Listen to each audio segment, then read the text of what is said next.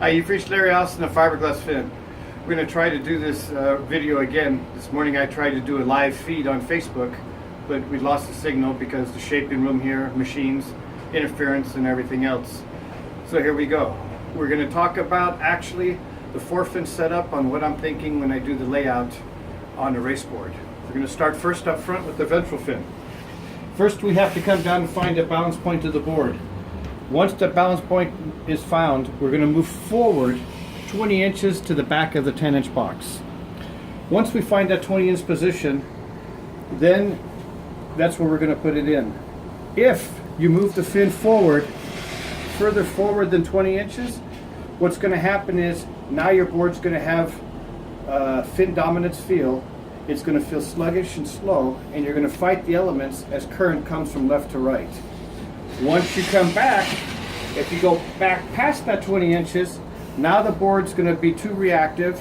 It's going to be hard to keep the board going straight because your board's going to want to go in yaw mode and become real swirly. So the 20-inch forward of the balance point is important because what that'll do is it'll not be noticed by water coming from the front of the nose. But if you have any side reaction going on, that's when the fin is noticed, especially when your paddle torques the nose. As that happens, the ventral fin will keep the board going straight, which aids in maintaining and creating projection off the fin. Also, having a ventral fin will let you downsize the rear fin so that you increase your glide because of depth in water, which is what Mother Nature recognizes. And finally, most importantly, you have stability under your feet because the ventral will create stability when you have rocking going under your feet. So you have tracking, you have stability, you have torque of the paddle, and you have aid in the rear fin. It's 3 templates of a ventral fin, but we'll talk about that in another video. So now as we move down to the rear, we're going to come to your twin fin layout.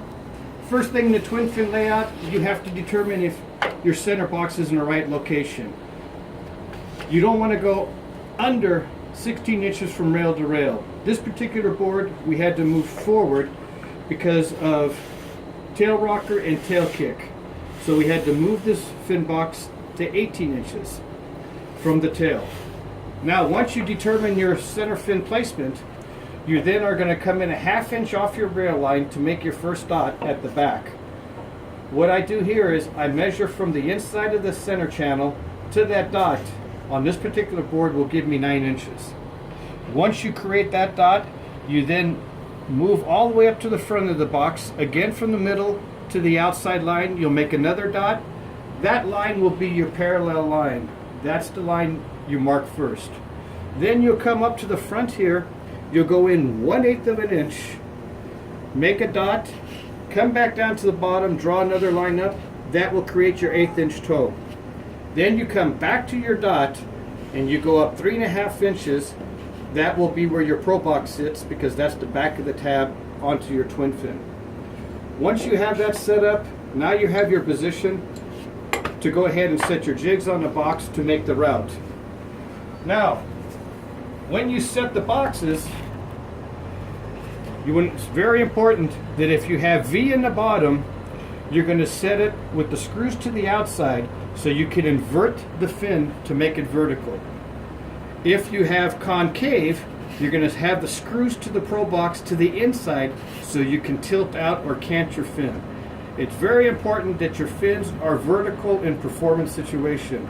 If you have any cant to the fin or any inversion, water's going to recognize that, and now you're going to be pushing water and your board's going to feel sluggish.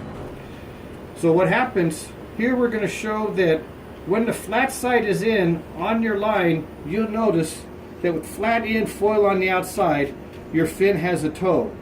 That's the surfboard method, and that's not correct for a race board. Water will come down, hit to the outside here, causing the board to be reactive, and at the same time in a race board, causing you to have drag. In the race board world, you want to have your fin reversed. When you reverse it, notice now the flat will come parallel to the outside. Now your foil is on the inside. As water comes down, it will come down, not notice the rail, be directed to the tail. Once water is directed to the tail between the fins, what happens is water will come down from the fin, create the water snake, causing the tail to have lift to take the vacuum away, which is what happens with a single fin. In a single fin, water will crisscross on a square tail, sucking the tail down, and that's already a drag factor just off of a single fin. But in a Pro Box world, you don't have that issue. You're creating a water snake, and everything comes down the middle, creates the water snake, takes the vacuum out of the tail. Notice that if your twins are too close together, then what happens? You choke the water flow here, and it makes your board feel like you're tugging seaweed or have a big fin. That's the beauty of Pro Box fin system. Here's an example why Pro Box fin system plays an important role in this situation. Because of the cant option of the fin, it has interchangeable cant inserts. You have 0, which is vertical straight up and down. You have 4 degree, you have 6 degree, and you have 8 degree. If your bottom has V, you're going to invert the fin. The only way you can do that is use any of these inserts. We'll use 8 so you can see it. Notice now the cant in your fin. That's not what you want to see in a race board. You always want to see when you sight your board down from the nose that your race fins are vertical with the flat side out. The flat should be parallel to the center. So I hope that helps you in understanding what happens with a 4-fin setup. And don't get confused with other systems, because what makes this system work, it's not just the concept, but it's the right fins, the right fin system, the right ability to create the cant. Other people that I've ran into in companies have attempted to do this in the last 2 years and have tried to do multiple fins, but what was their big downfall, they didn't have the right fin system or fin combination. So imitation is a form of flattery, so beware. Just remember, Allison Race Twins, we'll go on more. There'll be more as we start describing each fins in other tutorials. Have a good day. Mahalo.